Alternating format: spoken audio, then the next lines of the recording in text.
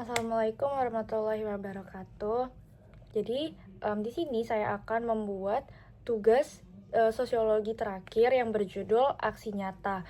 Yang dimana tugas ini tuh Pak Wan meminta kita untuk menceritakan kembali alur-alur pelajaran sosiologi dari mulai diri sampai ke KAM atau koneksi antar materi. Masuk kepada yang pertama yaitu mulai dari diri. Mulai dari diri ini pada pelajaran semester 2 untuk mapel sosiologi waktu itu tuh Pak Wawan tuh masuk ke kelas.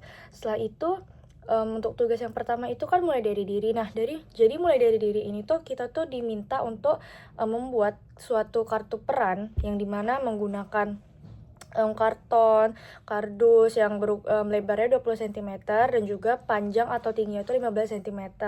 Nah, setelah itu boleh nih kardusnya tuh dialas pakai karton ataupun kertas HVS. Kemudian di dalam kartu peran itu kita tuh menuliskan peran apa yang kita sudah dapat. Nah, jadi misalnya kan seperti saya itu dapat peran penonton. Nah, jadi saya di dalam kartu peran saya itu menuliskan materi tentang peran penonton. Peran ini tuh ada penonton itu dia bukan cuman sebagai penonton, tetapi dia juga ikut berpartisipasi. Untuk tugas yang kedua itu kita masuk kepada eksplorasi konsep. Nah, apa sih eksplorasi konsep ini? Jadi, bertukaran kartu peran dengan teman sebangku. Nah, kebetulan teman sebangku saya itu bernama Alia Fahira. Nah, jadi saya dan Alia bertukaran kartu peran. Nah, Alia memegang kartu peran saya dan saya memegang kartu peran Alia. Kemudian kita diminta untuk membuat video di mana dalam satu video itu berisikan 2 orang, dan di dalam video itu tuh kita ngapain? Jadi dalam video itu tuh kita memberikan 3 masukan dari isi kartu peran yang sudah dibuat oleh teman ataupun diri kita sendiri. Tadi kan kita udah masukin tuh link video LMS yang kita berikan 3 masukan nih. Juga harus mengkomentari video teman kita yang lain.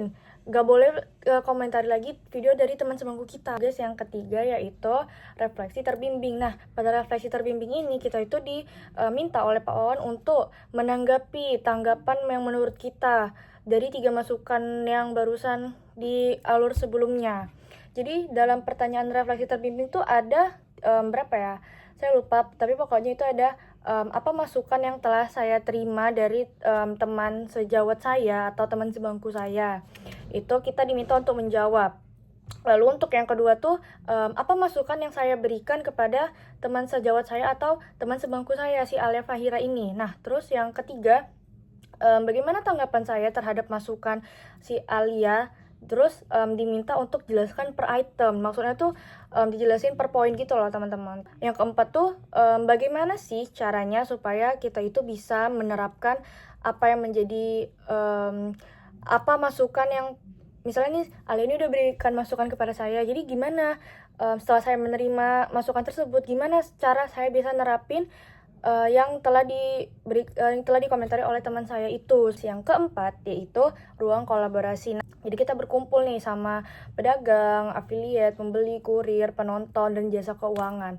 Nah, pada ruang kolaborasi ini Bapak itu meminta untuk membuatkan satu akun pedagang di Shopee. Lalu tidak lupa menyalinkan link akun pedagang Shopee-nya si Maria ini.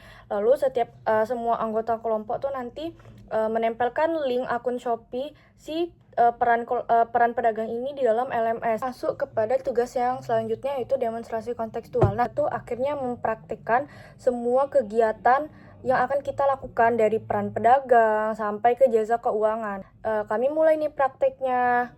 Si Nana teman saya peran afiliator ini live di Shopee, kayak mempasarkan harga dan barang yang dijual. Nah, waktu itu kami itu menjual stiker ya sebagai peran penonton. Ini menonton live teman saya si Nana di akun Shopee. Jadi tugas saya adalah menanyakan apakah barang tersebut masih ada, apakah barangnya ready, terus berapa harganya. Nah, jadi tadi kan kita udah mempraktikkan tuh semuanya. Jadi selanjutnya tuh belum selesai sampai di situ teman-teman. Kita dilampirkan pertanyaan lagi oleh Pak Wawan dan kita harus menjawabnya secara narasi.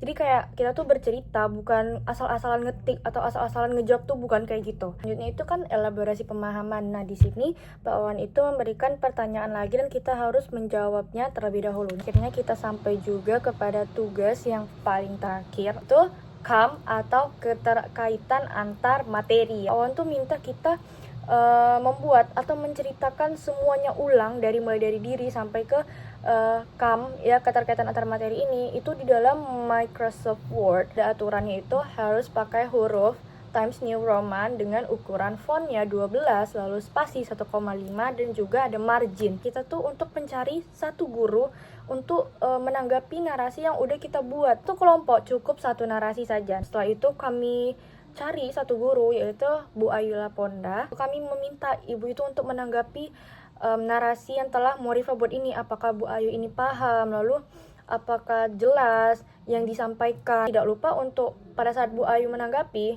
kan punyanya Morifa nih, jadi Morifa tuh rekam waktu Bu Ayu menanggapi. Nah terus yang lainnya ngapain? Yang lainnya ya mendengarkan apa yang Bu Ayu nanggapi, kayak saya, Maria, Wafik, Mei Gracia, dan Dewana Rumihana. Udah buat kan narasinya, terus kita udah buat videonya. Nah selanjutnya Pak Wan meminta jika keduanya sudah dibuat, untuk narasi itu kan kita jadikan PDF lalu kita upload ke LMS. Nah lalu yang kedua, video yang udah direkam tadi, yaitu video tanggapan guru yang udah nanggapi narasi kelompok kami, itu dipost di YouTube, lalu disalin linknya, terus linknya tuh ditempel di course LMS narasi dan masukkan link. Nah itu syarat buat kita bisa ngerjain aksi nyata selanjutnya. Baiklah teman-teman dan bapak sekalian, saya sudah menjelaskan atau menceritakan ulang menurut bahasa saya sendiri dari pembelajaran awal sampai terakhir. Saya minta maaf apabila ada kesalahan kata, pengucapan. Wabillahi taufiq wal hidayah. Wassalamualaikum warahmatullahi wabarakatuh.